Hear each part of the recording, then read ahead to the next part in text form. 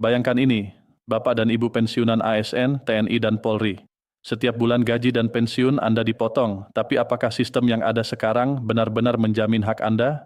Sudah lebih dari 1 dekade isu ini muncul, namun kenyataannya masih banyak ketidakjelasan. Tahukah Anda, anggaran pensiun yang selama ini dianggap cukup aman justru menghadapi tekanan yang terus meningkat. Apa jadinya jika sistem saat ini gagal memenuhi janji pemerintah? Bagaimana nasib keluarga Anda, anak-anak yang masih menjadi tanggungan bila skema yang ada tidak berubah? Ini bukan sekadar pertanyaan, tetapi kenyataan yang harus diperhatikan setiap penerima pensiun. Setiap tahun APBN menanggung pembayaran pensiunan sebesar 10 triliun untuk 3,1 juta pensiunan. Tapi apakah Anda tahu laporan BPK menegaskan bahwa tata kelola dana pensiun belum efektif, belum ada kepastian mengenai besaran iuran pemerintah, dan Undang-Undang Nomor 40 Tahun 2000 menegaskan bahwa pengelolaan Taspen dan Asabri seharusnya dialihkan ke BPJS Ketenagakerjaan atau BP Jamseh. Apakah sistem saat ini mampu menghadapi tekanan tersebut, atau apakah risiko beban negara yang terus membengkak akan menimpa para pensiunan? Mari kita berhenti sejenak dan tanyakan pada diri sendiri, apakah potongan 4,75% dari total pendapatan, termasuk gaji pokok dan tunjangan keluarga, cukup adil jika masa iuran belum mencapai 15 tahun, dan manfaat yang diterima harus menanggung istri, suami, dan maksimal 2 anak hingga usia 25 tahun? Bagaimana jika kondisi ini tidak dijelaskan dengan jelas? Bandingkan dengan sektor swasta, di mana iuran hanya 3% dan tanggungan keluarga tidak termasuk. Apakah Anda merasa sistem yang ada sekarang benar-benar melindungi kepentingan keluarga Anda?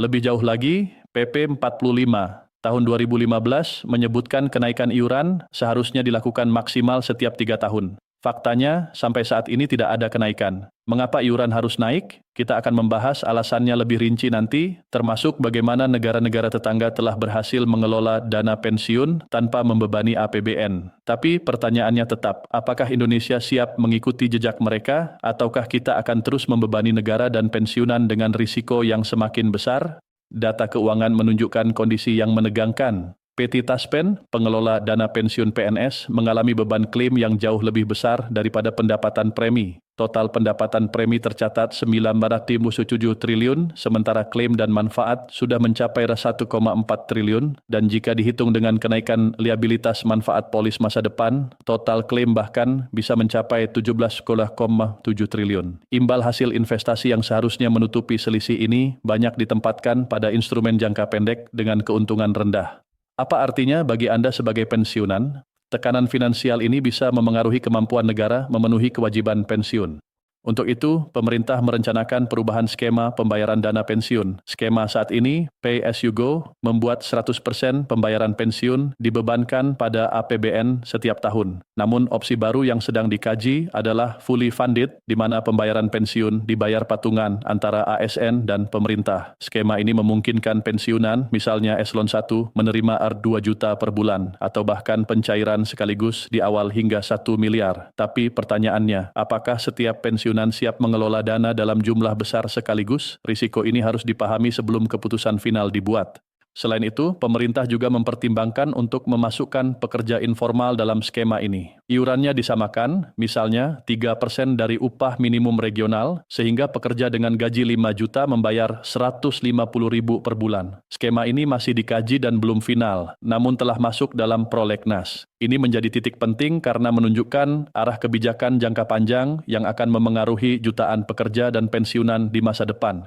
Saat ini, institusi pengelola dana pensiun masih memegang peranan kecil dalam sektor finansial nasional, hanya 2,5% dari total aset, sementara perbankan mendominasi 78%. Dibandingkan dengan negara Asia lainnya, Indonesia masih tertinggal. Perbaikan melalui RUU Dana Pensiun menjadi sangat penting untuk memastikan industri ini tidak stagnan, meningkatkan partisipasi masyarakat, dan membangun sistem pensiun yang lebih optimal serta berkelanjutan. Untuk langkah praktis, pensiunan hanya perlu memastikan data administrasi di Taspen atau Asabri terbaru, terutama rekening bank atau alamat pencairan manual. Penyesuaian pensiun dan pembayaran akan berlaku mulai 20 Januari 2026, dan setiap pensiunan akan menerima notifikasi resmi. Dengan langkah ini, setiap penerima pensiun dapat memastikan haknya diterima secara optimal. Sekarang mari kita masuk ke penjelasan lebih rinci mengenai mekanisme pencairan dan penyesuaian pensiun.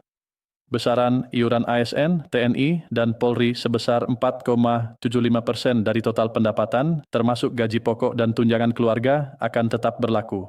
Manfaat pensiun dapat diterima meskipun masa iuran belum mencapai 15 tahun, dan APBN menanggung biaya hingga istri, suami, dan 2 anak yang memenuhi kriteria. Bandingannya, sektor swasta hanya menanggung iuran sebesar 3% tanpa tanggungan keluarga. Skema ini memang memiliki potongan lebih besar, namun manfaatnya juga lebih luas. Kenaikan iuran, yang seharusnya dilakukan setiap 3 tahun, hingga kini belum diterapkan. Alasannya terkait dengan tekanan finansial dan kebutuhan untuk menyeimbangkan beban negara dengan manfaat pensiunan. Beberapa negara tetangga telah berhasil mengelola dana pensiun mandiri tanpa membebani APBN. Hal ini menunjukkan bahwa skema baru yang tengah dikaji pemerintah bertujuan untuk memperkuat keberlanjutan sistem pensiun dan mengurangi risiko terhadap anggaran negara. Berdasarkan laporan semester 2 tahun 2019, masalah utama pengelolaan dana pensiun adalah kurangnya tata kelola yang rinci dan kondisi besar pasak daripada tiang di PT Taspen. Pendapatan premi sebesar 9,17 triliun tidak cukup menutupi klaim dan liabilitas masa depan yang bisa mencapai 17,7 triliun. Selama ini, PT Taspen mengandalkan imbal hasil investasi jangka pendek yang rendah, sehingga beban terhadap negara semakin meningkat. Perubahan skema pembayaran menjadi opsi penting. Sistem saat ini 100% dibebankan pada APBN. Skema baru, fully funded, akan memungkinkan pembayaran patungan antara ASN dan pemerintah, sehingga pensiunan eselon 1 bisa menerima 2 juta per bulan, atau opsi pencairan di awal hingga 1 miliar. Ini tentunya memerlukan pertimbangan matang, karena tidak semua pensiunan mampu mengelola dana sekaligus dalam jumlah besar. Selain itu, pemerintah menimbang memasukkan pekerja informal ke dalam program pensiun dengan iuran 3% dari upah minimum regional. Dengan gaji 5 juta, pekerja membayar 150 ribu per bulan. Skema ini masih dikaji, namun menjadi bagian penting dari prolegnas untuk memastikan perlindungan sosial lebih luas dan keberlanjutan sistem pensiun. Saat ini, institusi dana pensiun hanya memiliki 2,5% aset sektor finansial, sementara perbankan 78%. Indonesia masih tertinggal dibandingkan negara Asia lainnya. Perbaikan melalui RUU Dana Pensiun bertujuan membangun sistem yang optimal, meningkatkan partisipasi masyarakat, dan menciptakan iklim investasi yang kondusif. Bagi pensiunan, langkah praktis tetap sederhana. Pastikan data administrasi di Taspen atau Asabri akurat, pantau rekening bank atau pencairan manual, dan ikuti notifikasi resmi. Penyesuaian pensiun berlaku mulai 20 Januari 2026. Dengan demikian, setiap pensiunan dapat merencanakan kebutuhan keluarga dan memastikan haknya diterima secara optimal. Alhamdulillah, pengalaman pensiunan sebelumnya menunjukkan bahwa kepastian jadwal pencairan dan penyesuaian sangat membantu perencanaan sehari-hari. Tambahan penyesuaian membantu menghadapi inflasi dan kebutuhan keluarga. Kesadaran pensiunan untuk memperbarui data administrasi menjadi faktor penting kelancaran pencairan. Kesimpulannya, Bapak dan Ibu perlu memastikan data administrasi terbaru, mengetahui jadwal pencairan dan penyesuaian pensiun mulai 20 Januari 2026, serta memantau notifikasi resmi. Insya Allah, hak pensiun akan amanah dijaga pemerintah, pencairan dilakukan secara transparan dan tepat waktu, dan setiap langkah diatur untuk kesejahteraan pensiunan. Di akhir liputan ini, kami ingin menegaskan bahwa penyesuaian pensiun bukan sekadar angka, tetapi memberikan rasa aman dan tenang. Semoga Allah melancarkan setiap proses, memberkahi Bapak dan Ibu semua, dan menjaga kesejahteraan keluarga. Alhamdulillah, informasi resmi ini kami sampaikan untuk kenyamanan Bapak dan Ibu. Jangan lupa untuk like, share, dan subscribe agar setiap pembaruan resmi dapat diterima tepat waktu. Insya Allah, kami akan terus menyampaikan update resmi mengenai pensiun dan hak-hak pensiunan di siaran berikutnya. Terima kasih atas perhatian Bapak dan Ibu, semoga Allah selalu memberkahi kita semua.